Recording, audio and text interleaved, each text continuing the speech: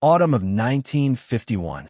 Somewhere over the vast expanses of North Korea, in the area of the Yalu River, an aerial battle is unfolding. Here, in a narrow strip of airspace that American pilots have nicknamed the MiG, the fate of the first jet-air confrontation in history is being decided. Two of the world's greatest aviation powers came face to face in the skies of Korea. Soviet pilot Senior Lieutenant Igor Semenov leads his MiG-15 on a combat mission. His task is simple: to protect North Korean positions from American bombers. Soviet pilots are not officially involved in the war. They fly without identification marks, without documents. Even their surnames have been replaced with fictitious names. Moscow categorically denies the presence of its pilots in Korea.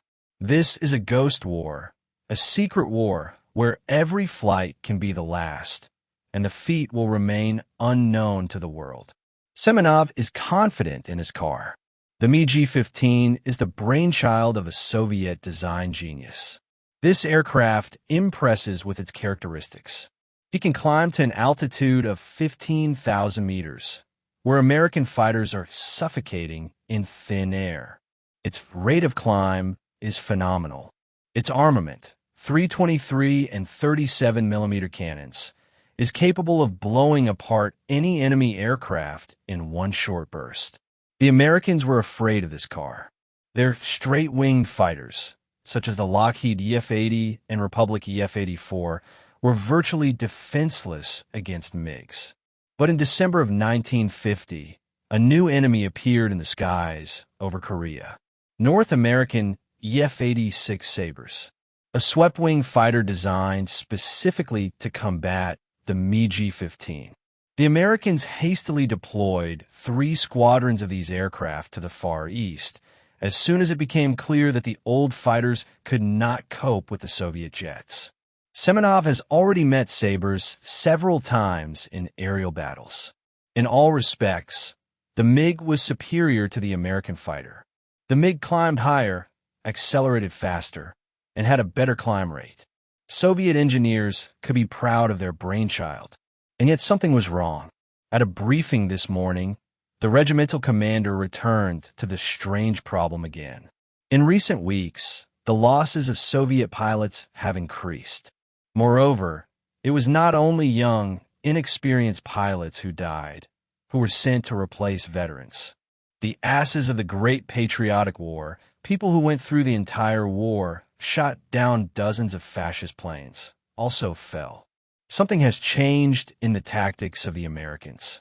They learned how to hit MiGs from distances at which the Soviet pilots did not even have time to open fire. Semenov leads his foursome at an altitude of 10,000 meters. The ravine-ridden land of North Korea stretches below. Somewhere out there, hiding in the valleys, American fighter jets are moving. This is a favorite tactic of Sabres, to enter from below, take advantage of speed at low altitudes, attack and go down, where the MiGs lose their advantages.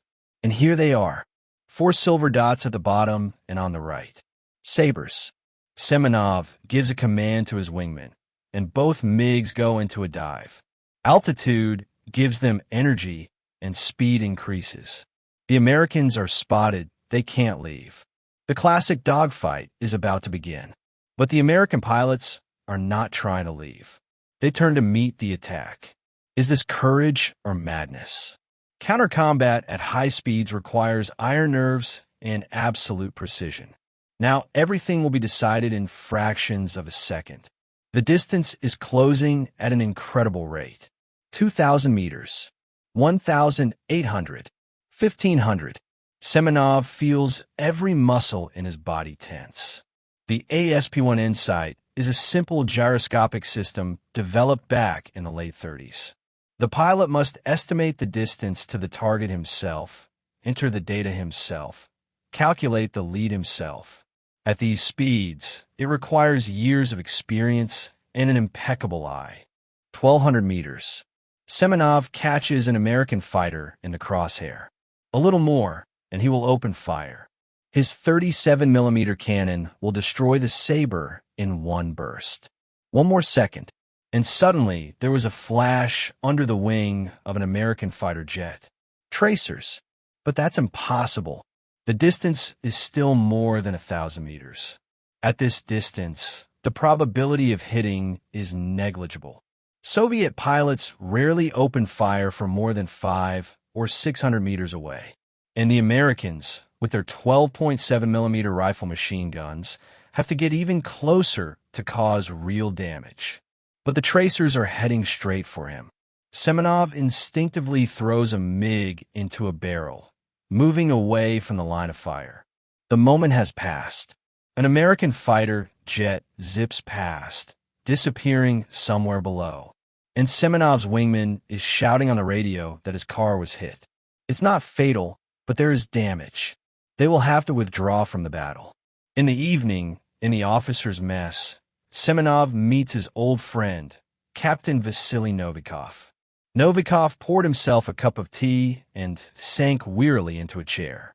His face is tired and confused.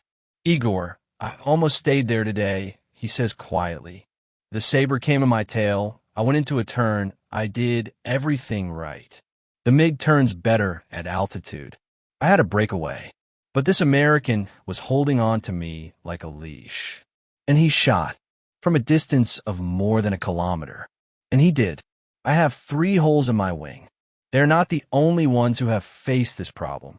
All Soviet squadrons in Korea report the same phenomenon. Americans have learned to shoot accurately from incredible distances. Their fire has become deadly effective. Previously, Soviet pilots could afford to get close and engage in close-range maneuvering combat, where the advantages of the MiG were fully manifested. Now it is not possible to do this. Sabres open fire early, and that fire hits the target. But why? What has changed? The American pilots haven't gotten any better at shooting in a few months. Maybe it's about learning? But Soviet pilots underwent no less rigorous training. Many of them are veterans of the Great Patriotic War, Assyrians with dozens of downplanes. They know aerial combat like no one else in the world. Rumors are beginning to spread throughout the Soviet aviation units. Someone says that the Americans have a secret weapon. Someone suggests that Sabres are equipped with a new type of ammunition, homing bullets or missiles. There's even a version that the Americans use some kind of beam that directs fire at the target. Moscow is worried. Comrade Stalin is personally interested in the situation in Korea. MiG losses are increasing. This is unacceptable. The Soviet Union cannot afford to lose this confrontation. The Korean War is a test of the forces of 2 systems, 2 ideologies, 2 worlds. And in the air war, Soviet aviation should dominate. A directive is coming from Moscow. Capture the Sabre. At any cost. We need an intact aircraft that can be studied, disassembled, and understood to be its secret. Soviet intelligence is becoming more active. Agents are listening to the radio conversations of American pilots. The prisoners are being interrogated. They collect the wreckage of downed planes. But it takes a whole Sabre. The first capture attempt ended in failure and became a real disgrace for Soviet aviation.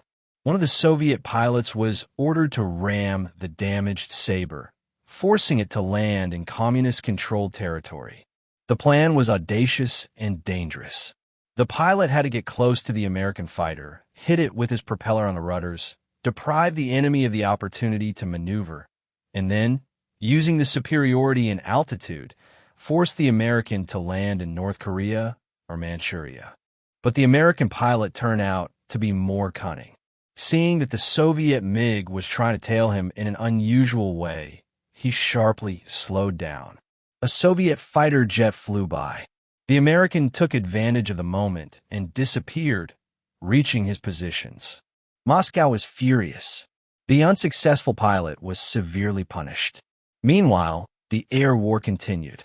Every day, Soviet and American fighters fought to the death over the MiG alley. The loss ratio did not change in favor of the Soviet side. The Americans claimed fantastic figures: 10 downed MiGs, for one lost Sabre. This is a clear exaggeration, classic propaganda. In reality, the ratio was much more modest. But even the real numbers showed that the Americans had gained some kind of advantage. The Soviet pilots begin to notice another strange detail. Before the Sabre opens accurate fire, a characteristic signal appears in the headphones.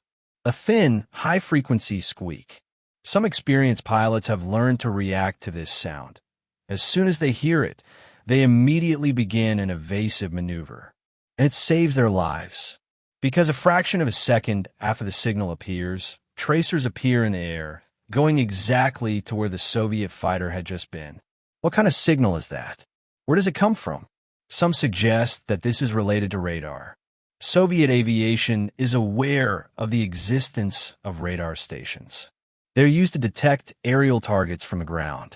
But can a radar be mounted on a fighter jet? The technology seems too complicated, too heavy to fit on a small aircraft. On October 6th, 1951, an event occurs that will turn the whole understanding of the situation upside down.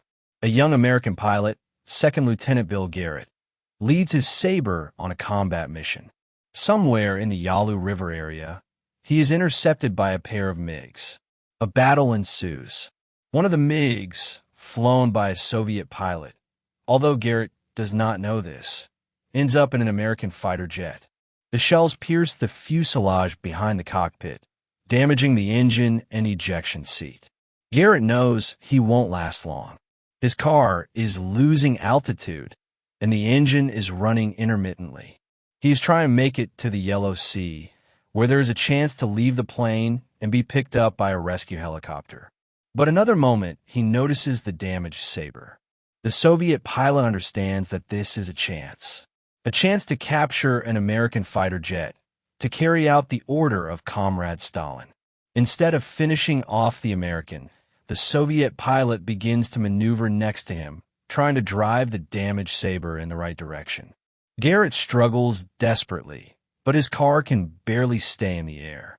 The moment circles around like a wolf around a wounded victim. Finally, the American pilot realizes that he will not reach the sea. As the Earth approaches, the engine starts to fail. It is impossible to eject. The chair is damaged. At the last moment, Garrett makes an emergency landing on his belly. The plane glides along the ground, raising clouds of dust, loses wings, turns over. When it stops, the pilot is alive but seriously injured. Soviet soldiers quickly surround the crash site.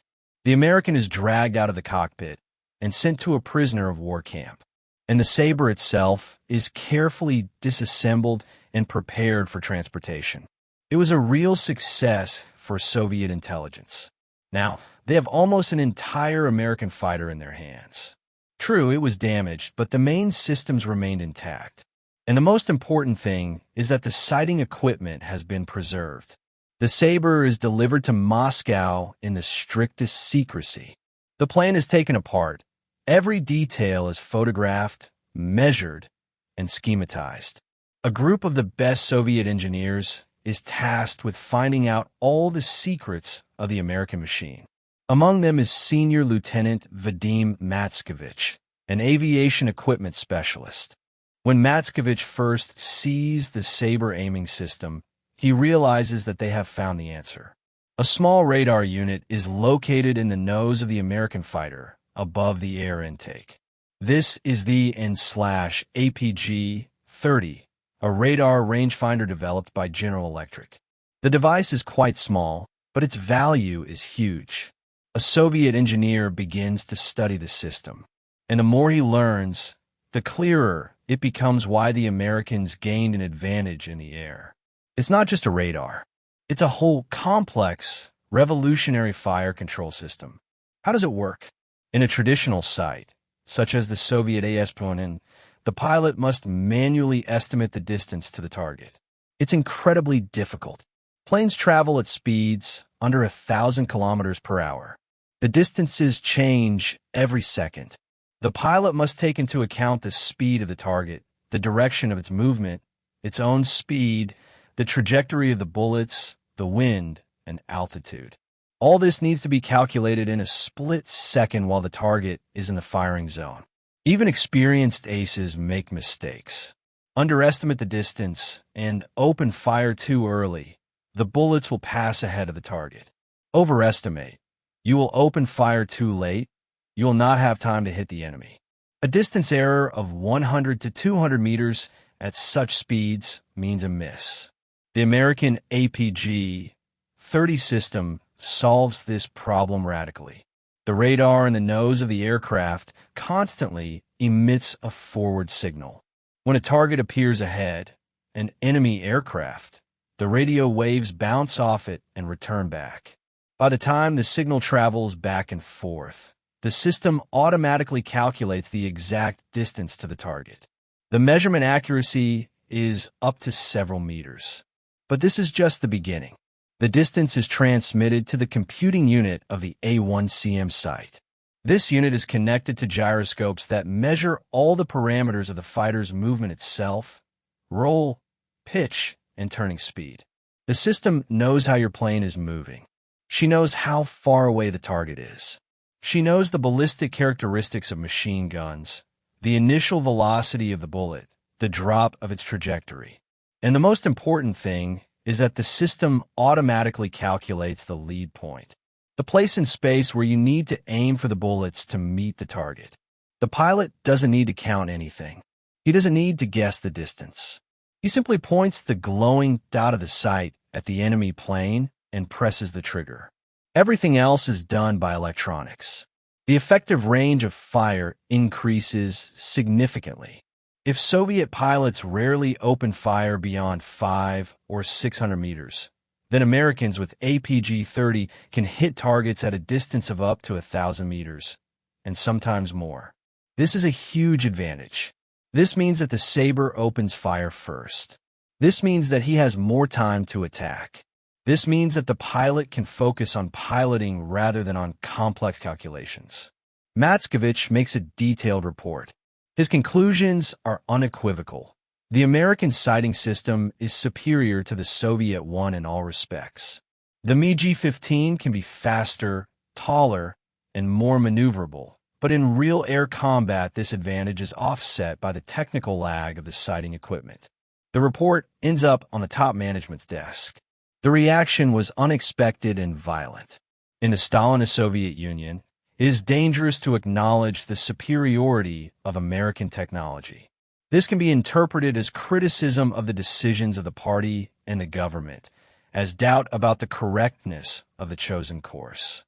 Matskovich's colleagues write about 30 denunciations against him. He is accused of worshiping the West, underestimating Soviet engineering, and being defeatist. Matskovich understands that he is on the verge. He may be expelled from the ranks of engineers, sent to Siberia, or even worse. In Stalin's time, a person's career and life could end because of one careless word. But the engineer doesn't back down. He knows he's right. He knows that he has found the key to the Americans' advantage, and he has to find a solution. Matskovich is feverishly working to create a counteraction to the American radar. The idea comes unexpectedly. If the APG-30 system emits a radio signal, then this signal can be detected. Just as modern detectors detect police radars on the roads, it is possible to create a warning system for Soviet fighter jets. The development is in full swing. A simple receiver is being created, tuned to the frequency of the American radar. This receiver is installed in the tail section of the MiG. When a Sabre aims its scope at a Soviet fighter jet, radio waves are reflected from a MiG, and some of this radiation is picked up by the receiver. The system sends a characteristic sound signal into the pilot's headphones, the same squeak that Soviet pilots had already heard in battle, but did not understand its meaning. Now, this signal becomes a warning. When the pilot hears it, he knows that a Sabre is aimed at him, and fire will follow in seconds. He has precious time to start an evasive maneuver. This does not solve the problem completely. The Americans still have the advantage in the range of accurate fire, but it gives Soviet pilots a chance. The warning system is quickly installed on all MiGs in Korea. Soviet pilots receive instructions to immediately change course and begin vigorous maneuvering when the signal appears. This makes the task more difficult for the Americans. Now their precise aim is aimed at a moving, unpredictably maneuvering target. But this is only a half measure. The present solution requires the creation of its own radar sighting system. Soviet designers understand this. Work begins on the Soviet equivalent of the APG-30. But it's a difficult task. Radar technology in the Soviet Union lags behind the American one. The miniaturization of electronics is at an early stage. It takes time and resources to create a compact, reliable radar unit that can be placed on a fighter jet. Meanwhile, the Korean War continues. The Soviet Union is changing tactics. Instead of veterans of the Great Patriotic War, young pilots with minimal experience are being sent to the front. This decision is dictated by politics. You cannot risk the best aces. But this decision turns out to be disastrous. Young pilots cannot stand up to experienced American pilots, many of whom went through World War II themselves. The loss ratio is deteriorating dramatically. The Americans are beginning to claim fantastic victories. 10-1, 15-1. These figures are greatly exaggerated. American pilots, like everyone else in the world, tend to overstate their results. Several fighters can simultaneously claim the destruction of the same MiG. Debris cannot always be found for confirmation. In the heat of battle, it's easy to mistake a damaged plane for a down one. The real figures of losses will be established much later, when Russian archives will be opened after the collapse of the Soviet Union. According to Soviet documents, 335 MiGs piloted by Soviet pilots were lost in Korea for all reasons: in air battles, from anti-aircraft fire, in accidents. The Chinese lost 224 MiGs.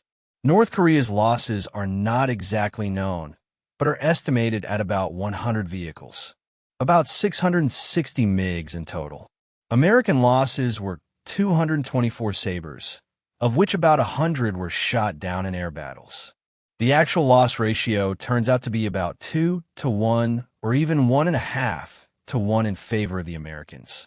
This is far from the stated 10-1, but it still shows the superiority of Sabres.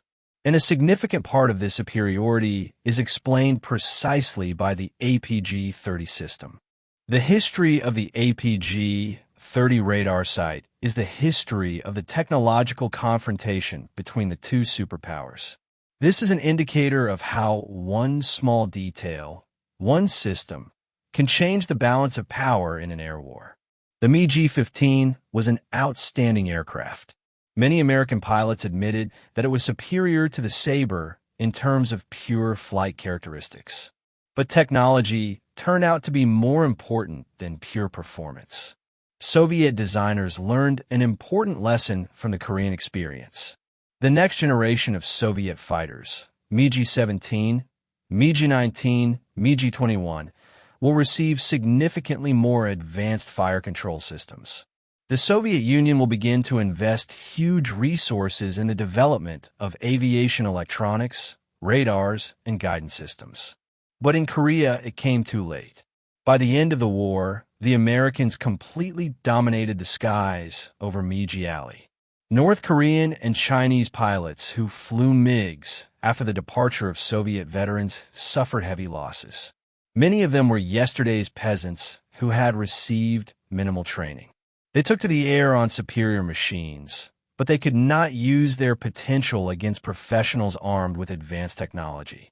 Vadim Matskevich escaped repression, although his career stalled for a while.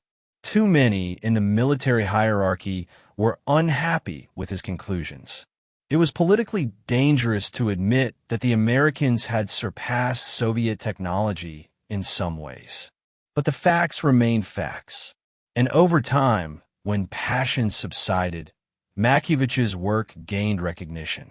His research formed the basis for the development of next-generation Soviet aviation radars.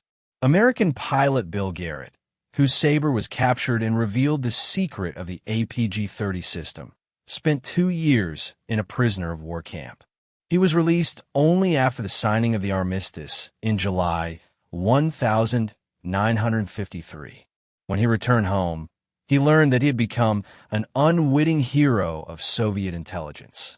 His aircraft allowed the Soviet Union to understand the technology that gave the Americans an advantage in the air.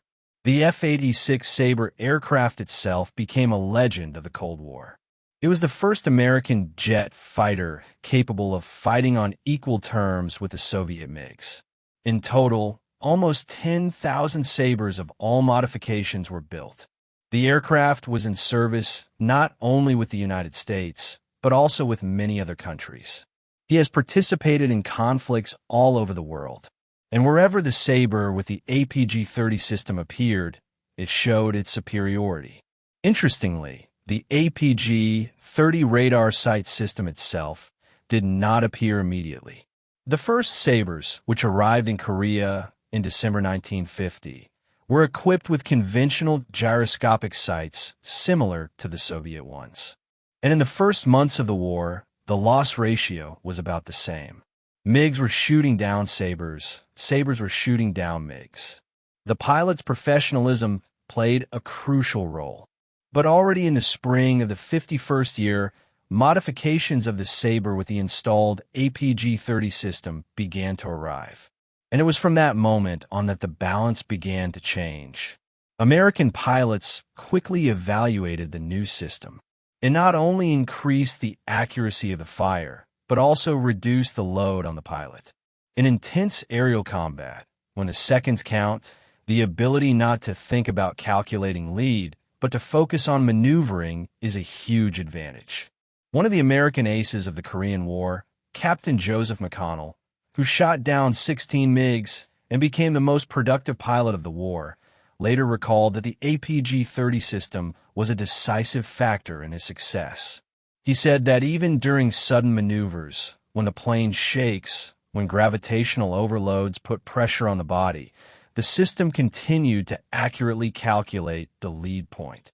All the pilot had to do was hold the target in his sights and pull the trigger. Soviet pilots also quickly noticed the difference between early and late versions of Sabres. They learned to distinguish them by their appearance. Later versions had a characteristic radio-transparent fairing above the air intake, which housed a radar antenna.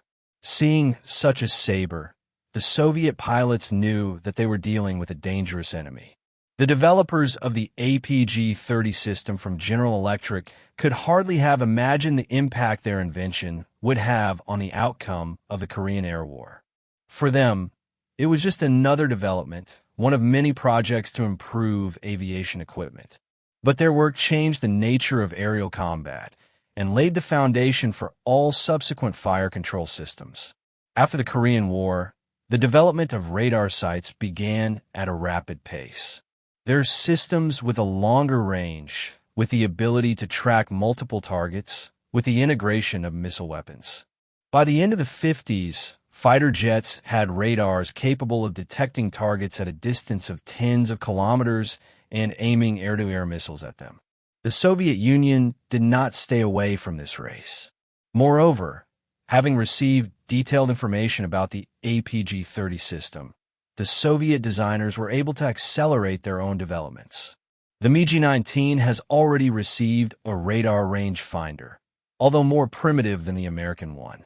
And the MiG-21 was equipped with a full-fledged radar capable not only of measuring the distance, but also of tracking the target. It is characteristic that the Soviet radar radiation warning system, developed by Matskovich as a response to the APG-30, became a progenitor of a whole class of systems.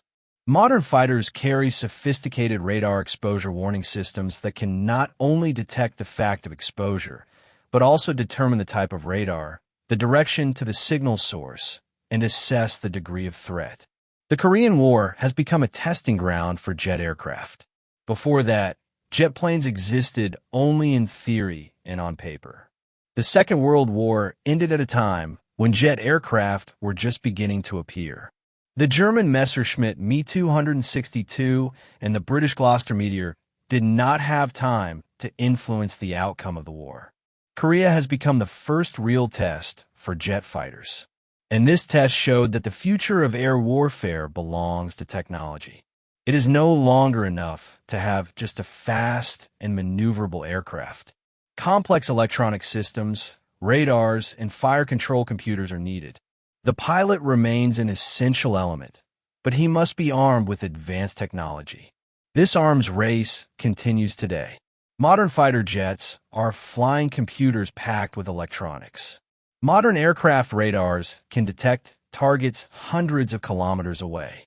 Fire control systems are capable of simultaneously tracking dozens of targets.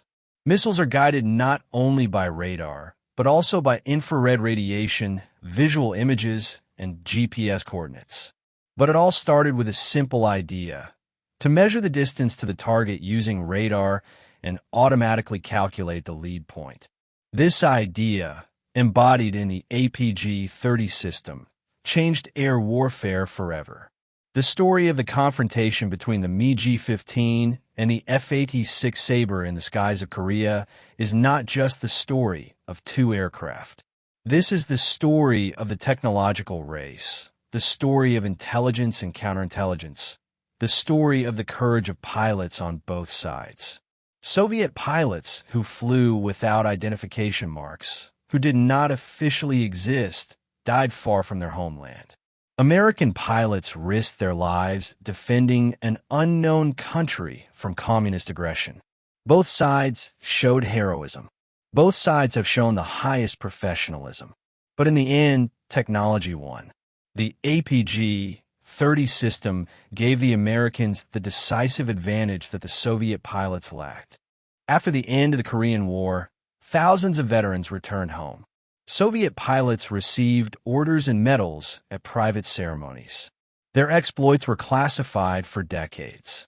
It was only after the collapse of the Soviet Union that the world learned that not only Chinese and North Korean pilots fought in the Korean skies, but also Soviet aces, Stalin's best pilots. The American pilots returned as heroes. Their photos were published in newspapers. They were invited to television. They became symbols of American military might, proof of the superiority of the free world over communism. And although the reality was more complicated than propaganda, their contribution to the victory over the communists in the Korean sky was undeniable. The engineers who created the APG-30 system have never become celebrities. Their names remained known only to a narrow circle of specialists. But their work saved the lives of hundreds of American pilots and helped win the air war over Korea. Vadim Matskovich continued his work in the Soviet aviation industry. His study of the captured Sabre became a classic aviation intelligence work. He participated in the development of warning systems and radar equipment for the next generations of Soviet fighters. His career has proved that even under a totalitarian regime, honest professionalism and scientific integrity can overcome the political conjuncture. Bill Garrett's captured Sabre was sent to the Aviation Museum after careful examination. He still stands there today, a silent witness to the technological confrontation of the Cold War. Museum visitors can see the distinctive fairing above the air intake, the location where the legendary APG-30 system was located. Modern fighters have gone far ahead compared to the Sabre and MiG-15. But the principles laid down in that first radar fire control system remain relevant. Automatic preemption calculation, radar distance measurement, integration of sensors and guidance systems. All this is the development of those ideas that were first applied on the F-86 Sabre. In a sense, every modern fighter jet carries a piece of the technological breakthrough that took place in the skies over Korea. Every missile, every radar, and every fire control system are descendants of that first APG-30 system. The history of this confrontation teaches us an important lesson. Bravery and professionalism are not enough in modern warfare. We need technology, Innovation is needed. We need constant development, constant improvement. Anyone who stops developing, who is satisfied with what he has achieved, runs the risk of being defeated. The Soviet Union has learned this lesson. After Korea, the rapid development of Soviet military electronics, radars, and control systems began. Special design bureaus, institutes, and factories were established. The best minds of the country were thrown into solving the problem of technological lag. And within a few years, Soviet aviation reached a new level. The MiG-21, with its powerful radar and air-to-air missiles, could stand up to the best American fighters on equal terms. And later, MiG-23, MiG-25, Su-27 appeared, aircraft that were not inferior to their American counterparts in electronic stuffing. The Cold War turned into a technology race. Each side tried to outrun the other in developing new weapon systems. Radars became more powerful, missiles became more long-range, and control systems became more advanced. This race cost trillions of dollars in rubles. She forced the entire economy of both superpowers to strain. But in the end, it was this race, this technological challenge that led to the birth of many of the technologies that we use today. Microelectronics, computers, satellite communications, GPS, all these are byproducts of the military arms race during the Cold War. And it all started with a simple question that the Soviet pilots in Korea asked themselves: why do the Americans shoot so accurately? The answer to this question has changed the world of aviation forever. Today, more than 70 years later, in the era of drones and hypersonic missiles, in the era of artificial intelligence and quantum radars, the history of the APG-30 radar sight may seem archaic. But this is not the case. The principles laid down in this system remain relevant. Automation, system integration, and pilot decision-making assistance are at the core of all modern combat systems. Young pilots who are boarding fifth-generation fighter aircraft today may not even know about the APG-30. But every time their onboard computer automatically calculates the aiming point, when the radar measures the distance to the target, when the fire control system aims a missile, they use technology whose pedigree leads directly to that first radar sight that changed the outcome of the Korean Air War. The story of the confrontation in the sky over Migiali is a reminder that in war, not only strength and courage win, but also intelligence, technology, and innovation. This is a lesson that is relevant today. In a world where technology is developing at a rapid pace, where every year brings new discoveries, military superiority depends on the ability to adapt quickly, learn quickly, and quickly implement new solutions. Soviet pilots in Korea encountered an unknown technology and at first did not find an answer. But they didn't give up. They hijacked an enemy plane, studied it, realized the secret, and began developing countermeasures. This is a model of professionalism and perseverance.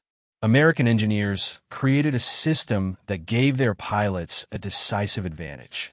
They ventured to apply a new, untested technology in combat conditions. And this technology worked. This is a model of innovative thinking and risk-taking. Both sides showed the best qualities of their systems: perseverance and the ability to learn from the Soviets, innovation and technological leadership from the Americans. And it was this confrontation, this race, that pushed the development of aviation forward. Today, when we look at modern fighters with their sophisticated systems, it's hard to imagine that just 70 years ago, a pilot had to determine the distance to a target by eye and manually calculate preemption. It's hard to imagine that a simple automatic distance measurement system seemed like a revolutionary breakthrough. But that was exactly the path of progress, step by step, innovation by innovation. The story of the F-86 Sabres secret sight is a story about how technology is changing the balance of power. This is a story about the courage of pilots on both sides of the conflict. This is a story about the perseverance of engineers and intelligence officers. This is a story about how the Cold War stimulated technological progress. And this is a story that continues today in every modern fighter carrying the legacy of that first radar fire control system. The sky over Korea has been silent for a long time. There are no more aerial battles, no exploding shells, no downed fighters falling. But the memory of those events lives on. He lives in museums where there are Sabres and MiGs. He lives in textbooks on the history of aviation. He lives in the hearts of veterans who are getting fewer every year. And he lives in technologies that were born out of that confrontation and still serve us today.